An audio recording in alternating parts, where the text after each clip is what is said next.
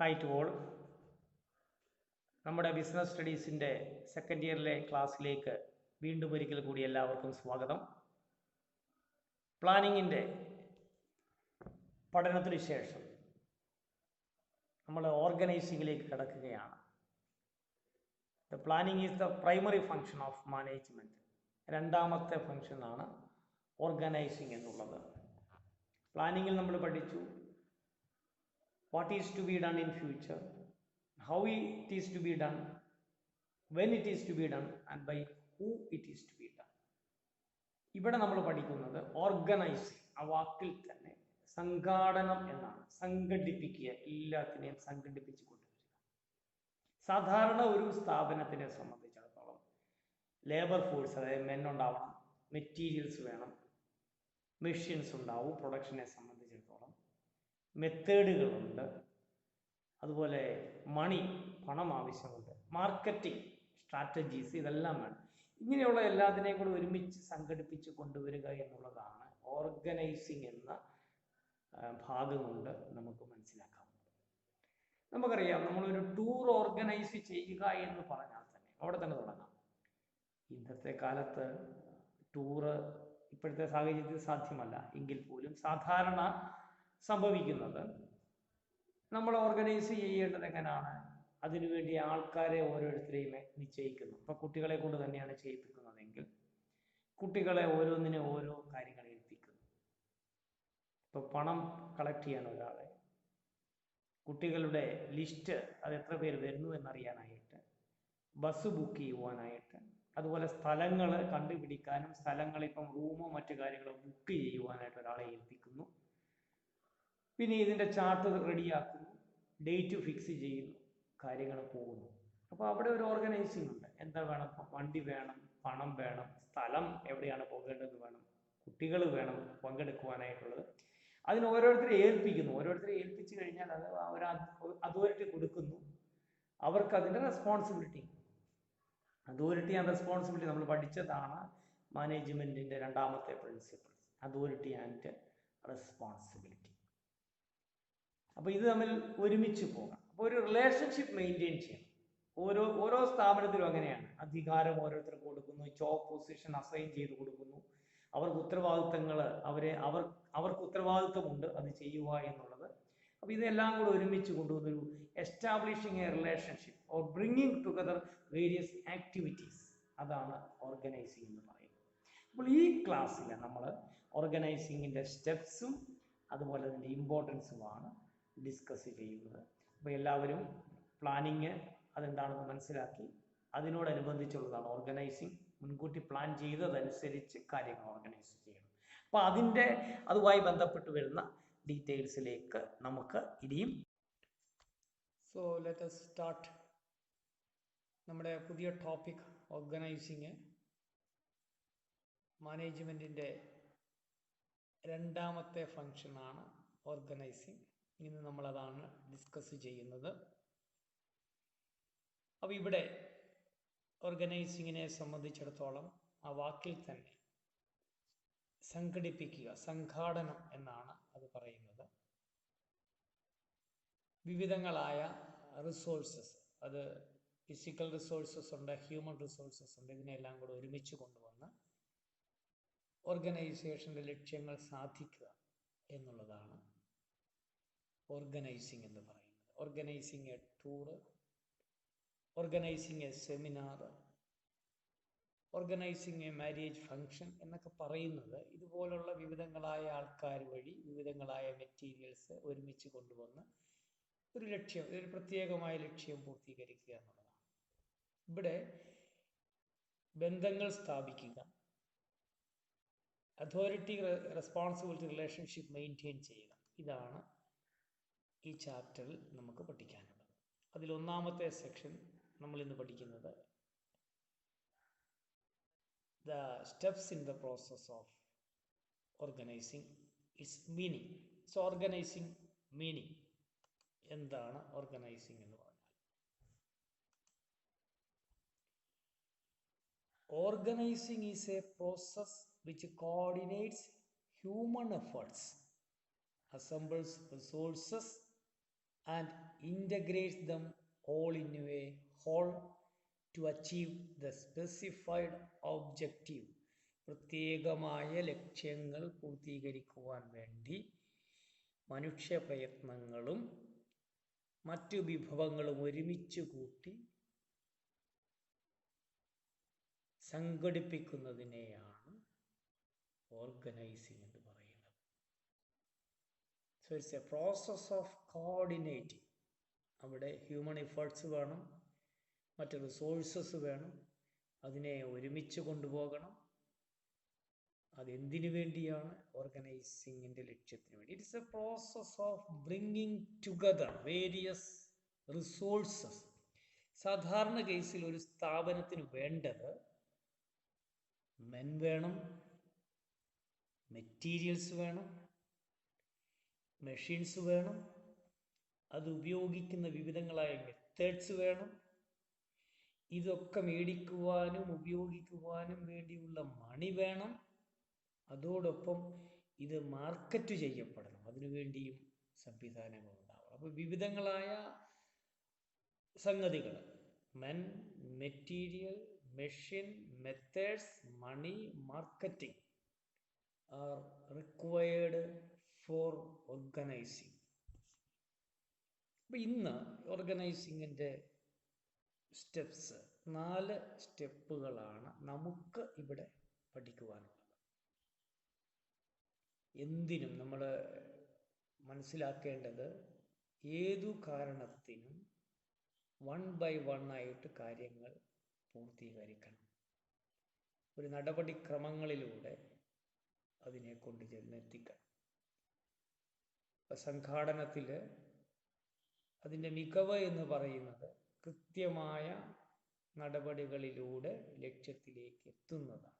So it is the process of integrating various resources, and it is the process of establishing relationship among various employees. Employees തമ്മിൽ ബന്ധമുണ്ടാവുക, അവർ തമ്മിൽ authority, responsibility, relationship maintain ചെയ്യുക.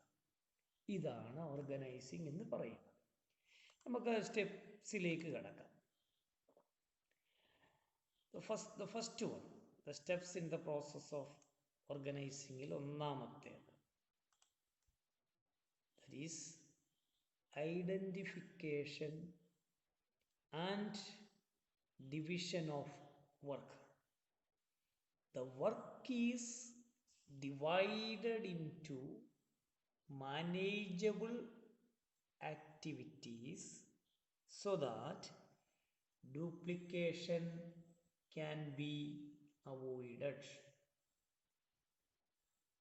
The work can be shared among the employees. എന്താണ്? Identification and division of work is considered as the first step in the process of organizing. നമ്മൾ already പഠിച്ചതാണ് division of work. വർക്കിനെ ചെറിയ ടാസ്കുകളായിട്ട് divide ചെയ്യുന്നു. അത് manageable ആയിരിക്കണം. അത് ഓരോരുത്തരെയും ഏൽപ്പിക്കുമ്പോൾ ഡ്യൂപ്ലിക്കേഷൻ ഒഴിവാക്കാനായിട്ട് സാധിക്കുന്നു. അതുപോലെ തന്നെ ഓരോരുത്തരുടെയും കഴിവുകൾക്കനുസരിച്ച് അത് ഷെയർ ചെയ്യുകയും ചെയ്യും. So identification and division of work. Work is divided into smaller and manageable activities so that duplication can be avoided. പലര് ഒരു കാര്യമല്ല ചെയ്യുന്നത്, ഓരോ കാര്യങ്ങൾ ഓരോരുത്തരെയും ഏൽപ്പിക്കുകയാണ്. അങ്ങനെ വരുമ്പോൾ കൃത്യമായി എന്ത് ചെയ്യണമെന്ന് ഓരോരുത്തരോടും പറഞ്ഞിട്ടുണ്ട്, അത് അവർ ചെയ്യണം. അതുകൊണ്ട് ഡ്യൂപ്ലിക്കേഷന് ഉണ്ടാവില്ല, കൺഫ്യൂഷൻ ഉണ്ടാവില്ല, ഓവർലാപ്പിംഗ് ഉണ്ടാവില്ല, കോൺഫ്ലിക്റ്റ് ഉണ്ടാവില്ല.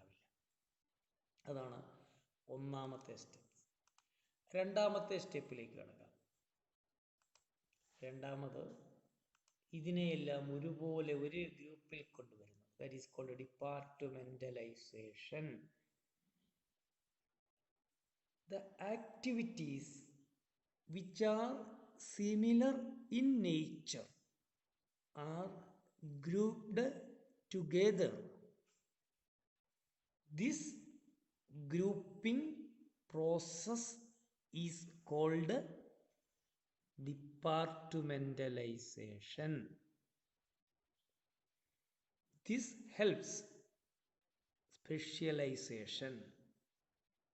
Example, production department, marketing department, പിന്നെയുണ്ട് finance department, purchase department, personnel department, അല്ലെങ്കിൽ ഹ്യൂമൻ റിസോഴ്സ് ഡിപ്പാർട്ട്മെൻറ്റ്. ഇങ്ങനെ വിവിധങ്ങളായ ഡിപ്പാർട്ട്മെൻറ്റുകൾ. ഇത് ഫങ്ഷണൽ ഡിപ്പാർട്ട്മെൻറ്റ്സ് എന്ന് പറയും. ഇത് മിഡിൽ ലെവലിലൂടെ കടന്നു പോകുന്നതാണ് ഒരു സ്ഥാപനത്തിൻ്റെ. അപ്പോൾ പ്രൊഡക്ഷൻ ഡിപ്പാർട്ട്മെൻറ്റ് പ്രൊഡക്ഷനുമായി ബന്ധപ്പെട്ട് വരുന്ന കാര്യങ്ങൾ മാത്രം നിർവഹിക്കുന്നു. അവിടെയാണ് സ്പെഷ്യലൈസേഷൻ എന്ന് പറയുന്നത്. മാർക്കറ്റിങ്ങുമായി ബന്ധപ്പെട്ടത് മാർക്കറ്റിംഗ് ഡിപ്പാർട്ട്മെൻറ്റ്. അപ്പോൾ എന്താണ്, ആദ്യമേ വർക്കുകളെ ഡിവൈഡ് ചെയ്യുന്നു. ഡിവൈഡ് ചെയ്യുമ്പോൾ പ്രൊഡക്ഷൻ വർക്കുകളുണ്ട്, മാർക്കറ്റിംഗ് വർക്കുകളുണ്ട്, പർച്ചേസ് വർക്കുകളുണ്ട്, ഫിനാൻഷ്യൽ വർക്കുകളുണ്ട്. ഇതുപോലെ ഓരോ ഡിപ്പാർട്ട്മെൻറ്റുമായും അല്ലെ ഒരേ സ്വഭാവമുള്ളതിനെ, ഇപ്പോൾ പ്രൊഡക്ഷനുമായി ബന്ധപ്പെട്ട കാര്യങ്ങളുണ്ട്, ബിന്ന്, സ്റ്റോറ്, അതുപോലെ പ്രൊഡക്ഷൻ പ്രൊസീജിയറുണ്ട്, മെഷീനുണ്ട്, ഇതെല്ലാം കൂടെ ഒരു ഡിപ്പാർട്ട്മെൻറ്റ് കീഴിലേക്ക് കൊണ്ടുവരും. അപ്പോൾ അവർക്ക് ആ പ്രൊഡക്ഷൻ മാത്രം നോക്കിയാൽ മതിയാവും. മാർക്കറ്റിംഗ് ഡിപ്പാർട്ട്മെൻറ്റിനെ സംബന്ധിച്ചിടത്തോളം സ്ഥാപനത്തിൻ്റെ മാർക്കറ്റിങ്ങുമായി ബന്ധപ്പെട്ട് വരുന്ന കാര്യങ്ങളാണ്. എങ്ങനെയാണ് മാർക്കറ്റ്, ഏതൊക്കെ അഡ്വർടൈസ്മെൻറ്റ് മെത്തേഡ് ഉണ്ടാവണം, ഏതൊക്കെ മാർക്കറ്റിംഗ് സ്ട്രാറ്റജി ഉണ്ടായിരിക്കണം, എങ്ങനെ സെയിൽസ് പ്രൊമോട്ട് ചെയ്യാം, ഇങ്ങനെയുള്ള കാര്യങ്ങൾ അവരുടെ ഡിപ്പാർട്ട്മെൻറ്റിൻ്റെ കീഴിലേക്ക് കൊണ്ടുവരുന്നു. അതുപോലെ ഫിനാൻസ് ഡിപ്പാർട്ട്മെൻറ്റ്, ആ വാക്കുകൾ കേൾക്കുമ്പോൾ അറിയാം, ഫിനാൻസുമായി ബന്ധപ്പെട്ടത് എങ്ങനെ ഫണ്ട് കളക്ട് ചെയ്യണം, അതെങ്ങനെ ഡിസ്പോസ് ചെയ്യണം, അതിന് ഫണ്ടിൻ്റെ അവൈലബിലിറ്റി എന്താണ്. So they can concentrate only on finance. That is called specialisation. Departmentalisation leads specialisation. So similar നേച്ചറിനെയാണ് ഒരു ഗ്രൂപ്പിലേക്ക് കൊണ്ടുവരുന്നത്. അതിനെയാണ് ഡിപ്പാർട്ട്മെൻറ്റലൈസേഷൻ. അപ്പോൾ ഒന്നാമത്തേത് identification and division of work, രണ്ടാമത്തേത് ഡിപ്പാർട്ട്മെൻറ്റലൈസേഷൻ. ഇനി നമുക്ക് മൂന്നാമത്തെ സ്റ്റെപ്പിലേക്ക് കടക്കാം. The third one,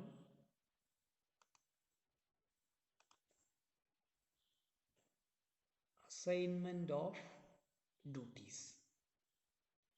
Next step is to define the work of different job positions and accordingly allocate work to different employees. Jobs are allocated to employees of each department based on their skill and knowledge. അപ്പോൾ മൂന്നാമത്തെ സ്റ്റെപ്പാണ് ഓരോരുത്തർക്കും തങ്ങളുടെ ഡ്യൂട്ടികൾ കൃത്യമായിട്ട് assign ചെയ്ത് കൊടുക്കുന്ന. Define, നീ ഇത് ചെയ്യണം, നീ പോയി മെറ്റീരിയൽ കളക്ട് ചെയ്തുകൊണ്ട് വരണം, നിന്റെ ഡ്യൂട്ടി അതാണ്. So we are giving you the authority to collect the material എന്ന് പറയുമ്പോൾ അവൻ അതോറിറ്റി കൊടുത്തു. അപ്പോൾ അവൻ്റെ റെസ്പോൺസിബിലിറ്റി എന്താണ്? കൃത്യമായിട്ട് അത് കളക്ട് ചെയ്യുക. അതുപോലെ നീ ഫണ്ട് ഡിസ്ട്രിബ്യൂട്ട് ചെയ്യണം, അത് അവനെ ഏൽപ്പിക്കുന്നു. അക്കൗണ്ടന്റിനോട് പറയുന്നു, നീ കീപ് യുവർ അക്കൗണ്ട്സ്. ഇപ്പോൾ ഓരോരുത്തരുടെയും വർക്കുകൾ ഡിഫൈൻ ചെയ്യുന്നു, ഓരോ ജോലി അനുസരിച്ച് അവർക്ക് ഡ്യൂട്ടി അസൈൻ ചെയ്യുന്നു. ഓരോ ഡിപ്പാർട്ട്മെൻറ്റിലും ഇങ്ങനെ ഡ്യൂട്ടി അസൈൻ ചെയ്യുന്നത് ഓരോ ഡിപ്പാർട്ട്മെൻറ്റിലുമുള്ള എംപ്ലോയീസിൻ്റെ കഴിവും അതുപോലെ അറിവും അനുസരിച്ചാണ്, നൈപുണ്യവും അറിവും അനുസരിച്ചാണ്. നമ്മൾ ഓൾറെഡി പഠിച്ച ഒരു കാര്യമുണ്ടായിരുന്നു, ദ 10th പ്രിൻസിപ്പിൾ, ഓർഡർ. അവിടെ മെറ്റീരിയൽ ഓർഡർ ഉണ്ട്, സോഷ്യൽ ഓർഡർ ഉണ്ട്. അപ്പോൾ സോഷ്യൽ ഓർഡർ എന്ന് പറയുന്നത് placing the right person to the right job എന്നാണ്. കൃത്യമായിട്ട് അറിയാവുന്നവന് അവൻ്റെ അറിവിനനുസരിച്ച് എന്ത് കൊടുക്കുക? ജോലി കൊടുക്കുക. അതാണ് അസൈൻമെൻറ്റ് ഓഫ് ഡ്യൂട്ടീസ്. അപ്പോൾ കൃത്യമായിട്ട് കഴിവുള്ളവർക്ക് അത് ചെയ്യാനായിട്ട് സാധിക്കുന്നു, അത് കൃത്യമായ കരങ്ങളിലേക്ക് എത്തുന്നു. അത് ചെയ്യുന്നുണ്ടെന്ന് ഉറപ്പാക്കുന്നു. And the fourth and the last step in the process of organizing is establishing reporting relationship. Each employee should also know from whom he has to take orders and whom he is accountable. This helps in coordination amongst various departments. Authority, responsibility, relationship. വളരെ പ്രധാനമായ ഒരു coordination പ്രോസസ്സാണ് ഈ സ്റ്റെപ്പിൽ നടക്കുന്നത്. Reporting relationship, authority responsibility relationship maintain ചെയ്യുക, establish ചെയ്യുക. ഓരോ എംപ്ലോയിക്കും അറിയാം അവൻ എന്താണ് ചെയ്യേണ്ടതെന്നും ആരിൽ നിന്നാണ് ഓർഡർ സ്വീകരിക്കേണ്ടതെന്നും അവൻ ആരോടാണ് കടപ്പെട്ടിരിക്കുന്നതെന്നും അവനറിയാം. ഇതാണ് കോർഡിനേഷൻ എന്ന് പറയുന്നത്. ഒരു വലിയ ടെക്സ്റ്റൈൽ, ഇപ്പോൾ 10 നിലകളുള്ള ഒരു ടെക്സ്റ്റൈൽ ഷോപ്പുകൾ, അവിടുത്തെ പ്രവർത്തനങ്ങൾ എങ്ങനെയാണ്? സെയിൽസ്മാൻ അങ്ങോട്ടും ഇങ്ങോട്ടും ഓടുകയല്ല. ഓരോ ഫ്ലോറിലും ഫ്ലോർ മാനേജേഴ്സ് ഉണ്ട്. അതിന് സ്പെഷ്യലൈസ് ആയ വിങ്ങുകളിൽ അതിനനുസരിച്ചുള്ള സെയിൽസ് പേഴ്സൺസ് ഉണ്ട്. ഈ സെയിൽസ് പേഴ്സൺസ് അവരുടെ ജോലികൾ ചെയ്യുന്നു കൃത്യമായിട്ട്. അവർക്ക് വേണ്ട കാര്യങ്ങൾ ചോദിക്കാൻ അവരുടെ കീഴിലുള്ള മാനേജേഴ്സ് ഉണ്ട്, അവരുടെ മുകളിലുള്ള മാനേജേഴ്സും ഉണ്ട്. അവരോട് ചോദിക്കുന്നു, കാര്യങ്ങൾ മനസ്സിലാക്കുന്നു. എന്നിട്ട് ഹീസ് റിപ്പോർട്ട് ചെയ്യണം. റിപ്പോർട്ടിംഗ് റിലേഷൻഷിപ്പ് ജോലി ചെയ്താൽ പോരാ, ചെയ്ത കാര്യം reportable, in black and white, official ആയിരിക്കണം. അപ്പോൾ ഈ ഒരു അതോറിറ്റി റെസ്പോൺസിബിലിറ്റി ക്രിയേറ്റ് ചെയ്യപ്പെട്ട് കഴിഞ്ഞാൽ എനിക്ക് തന്നിരിക്കുന്ന അതോറിറ്റി, നമ്മൾ രണ്ടാമത്തെ പ്രിൻസിപ്പിൾ പഠിച്ചാണ് authority, parity between authority and responsibility, balance ഉണ്ടായിരിക്കണം അത്. അപ്പോൾ അതുകൊണ്ട് ഉള്ള നേട്ടം എന്താണെന്ന് ചോദിച്ചാൽ അതോറിറ്റി റെസ്പോൺസിബിലിറ്റി ഉള്ളത് കൊണ്ട് coordination is easy. Fixing responsibility, ഇങ്ങനെ 4 കാര്യങ്ങളാണുള്ളത്. നാലാമത്തേത് എസ്റ്റാബ്ലിഷിങ് റിപ്പോർട്ടിംഗ് റിലേഷൻഷിപ്പ്. ഈ 4 കാര്യങ്ങളിലൂടെ നമുക്കൊന്ന് നോക്കാം. Steps in the process of organising. The first one, identification and division of work. The second one, departmentalization. The third one, assigning of duties. And fourth and the last one, establishing reporting relationship or authority responsibility relationship or coordination. അവിടെയാണ് coordination നടക്കുന്നത്. ഇതിനെല്ലാം കൂടെ കൊണ്ട് work divide ചെയ്യുന്നു. ഒരേ സ്വഭാവമുള്ളതിനെല്ലാം ഡിപ്പാർട്ട്മെൻറ്റിൻ്റെ കീഴിൽ കൊണ്ടുവരുന്നു. അവർക്ക് ഓരോരുത്തർക്കും അവരുടെ കഴിവുകൾക്കനുസരിച്ച് ഡ്യൂട്ടി കൊടുക്കുന്നു. എന്നിട്ട് ഡ്യൂട്ടി കൊടുത്ത് ചെയ്തെന്ന് ഉറപ്പാക്കുന്നു. അക്കൗണ്ടബിലിറ്റി. അപ്പോൾ ഇത്രയും കാര്യങ്ങളാണ് ഈ വീഡിയോയിലൂടെ നമ്മൾ ഷെയർ ചെയ്യുന്നത്. അടുത്ത വീഡിയോയിൽ ദ ഇമ്പോർട്ടൻസ് ഓഫ് ഓർഗനൈസിങ്ങിലേക്ക് നമുക്ക് കടക്കാം. അപ്പോൾ എല്ലാവരും വളരെ താല്പര്യപൂർവ്വം കാണുകയും കണ്ട് മനസ്സിലാക്കുകയും ചെയ്യുക. എല്ലാവർക്കും എല്ലാവിധ ആശംസകളും. നമുക്ക് ഉടൻ തന്നെ അടുത്ത വീഡിയോയിൽ കാണാം. ഓക്കെ.